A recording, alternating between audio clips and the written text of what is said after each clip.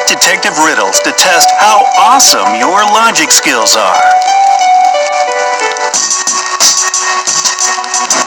Today, Brightside gives you the opportunity to feel like a real detective by solving cases using just a few hints. After each riddle, you will have 15 seconds to think it over. If you need more time to think, just pause the video. And if you crack at least one mystery, hit the like button. Alright, Sherlock, here we go. Counting down from number 8, Escape.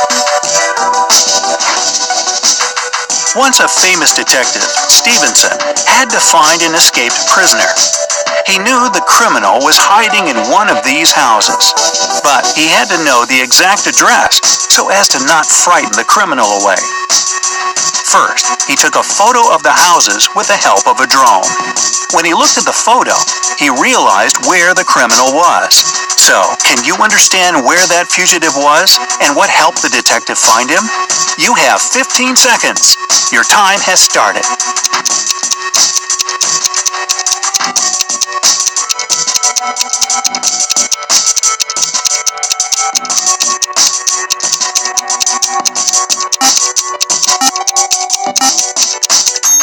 Are you ready to check your guesses? The murderer was in house A. You see, the car standing nearby was the only car parked facing the road. It would let the criminal escape quickly.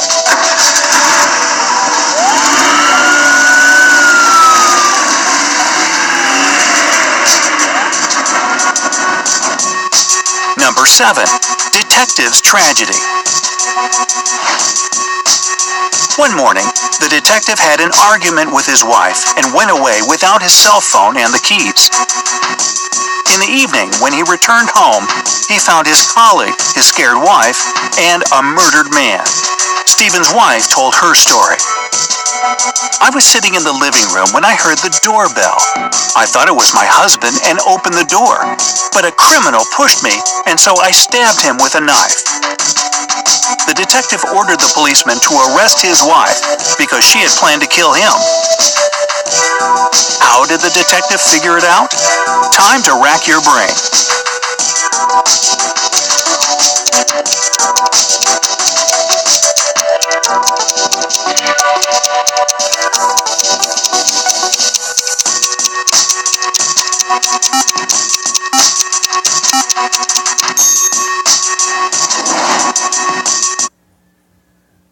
Ang init!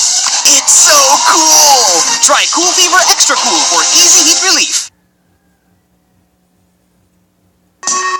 Unfortunately, Mrs. Stevens indeed planned to kill her husband. She went to open the door with a knife because she thought it was her husband.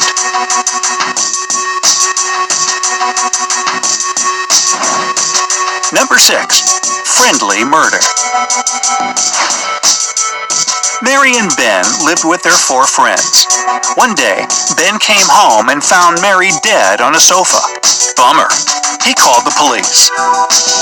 The detective arrived and realized that Mary had been killed not so long ago. He interrogated all 4 friends. That's what their stories told. Mia was in the kitchen and said she'd come home 2 hours ago and gone to the kitchen. John was reading a book in the garden. He said he hadn't left the place that day. Jennifer said she had been swimming in a swimming pool for 3 hours. Jane was painting in her room. Unexpectedly, the detective asked everyone to show him their hands and found out who lied to him immediately. That person was the murderer. How did Stevens uncover the criminal? Time is ticking away. Tick-tock. Who do you think the detective was checking?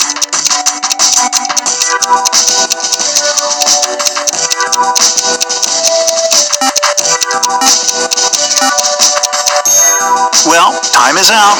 Here's the answer. Pay attention to the hands of Jennifer. If she had been swimming in the pool for so long, the skin on her palms would have been wrinkled. Oh, Jennifer, your pruny hands gave you away.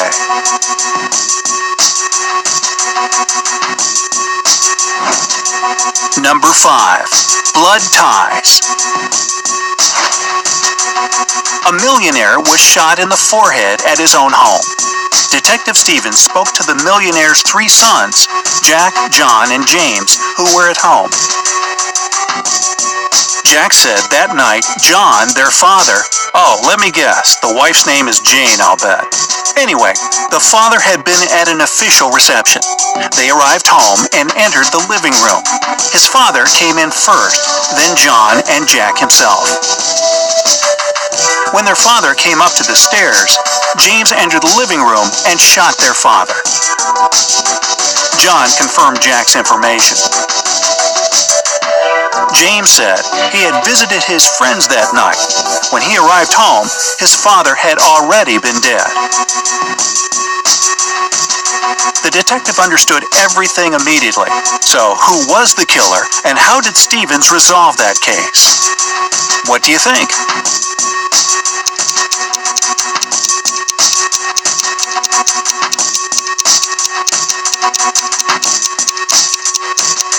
The word of one brother against 2 others, a tricky case. Or have you already figured out what happened? Let's check if you are right. John and Jack lied. If James had killed their father, a bullet would have shot him in the nape because he wanted to go upstairs. However, the wound was on his forehead. Alright, I was thinking it was Jane, but no.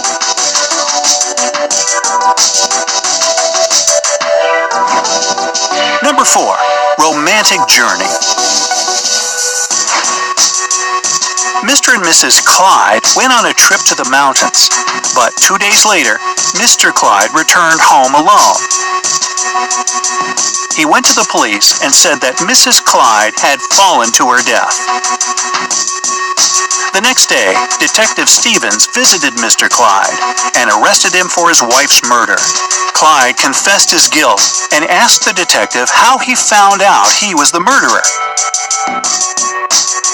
Stevens said he simply called a travel agent and asked for some information.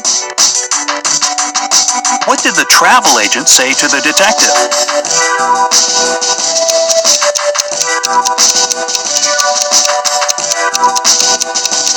What is your version? Did it have anything to do with the insurance, perhaps? You have just a few seconds left. Do you know the answer? The words of the travel agent shed light on the whole situation. Mr. Clyde bought 2 plane tickets to the mountains and only 1 return ticket. If only Mrs. Clyde had known. Hey, blame the Beatles. She didn't have a ticket to ride.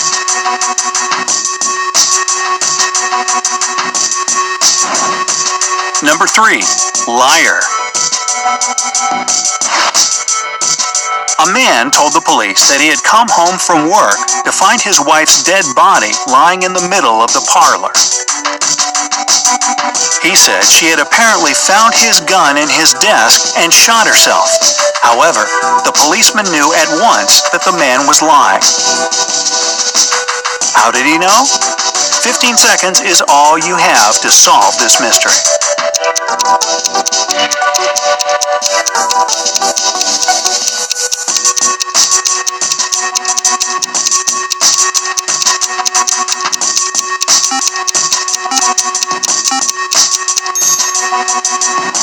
The policeman noticed that the man had an empty gun holster attached to his belt. It meant he'd either been about to take the gun with him or had it on him all along. The former couldn't be true because he said he'd come home from work and found his wife dead. That's why we are left with the latter. Not the latter, the latter, which proves that the man had actually shot his wife. Number 2. Silly murderer. The detective was speaking to a doctor in a waiting room when a dismayed man rushed in and screamed, "Somebody shot my wife!" The detective asked the man to tell him everything. The man, Mr. Clark, said that he was at work when his housekeeper called him and said that something terrible had happened to his wife and that she was in the intensive care unit. He hung up immediately and went to the hospital. When Mr. Clark finished his story, the detective arrested him on the attempted murder charge. Why did he do this?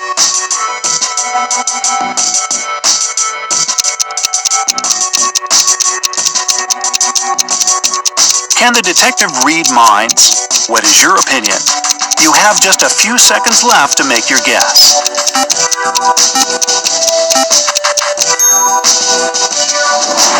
In fact, Mr. Clark didn't know anything about a shot. His housekeeper only said that something bad had happened to his wife. No firearm had been mentioned. By the way, are you also keeping count of how many couples are killing their spouses? So much spousicide. What does this say about our society? Well, firstly, the killers all screw it up, but I digress. Finally, number 1, the murder of an aristocrat. George Smith was murdered on Sunday evening. There were 5 other people in his house. Mr. Smith's wife, I'm betting she did it. His personal cook, a butler, a housemaid, and a gardener. They all told Detective Stevens what they were doing that evening. Mrs. Smith was reading a book near a fireplace. The cook was making breakfast.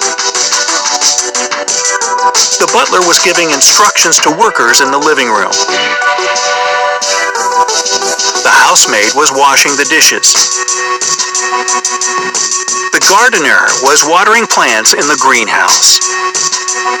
Right after all the conversations, the detective arrested the murderer. Who was the killer, and how did Stevens find the criminal? Will you be able to solve this riddle in 15 seconds? If you want more time to consider this case, you can always pause the video.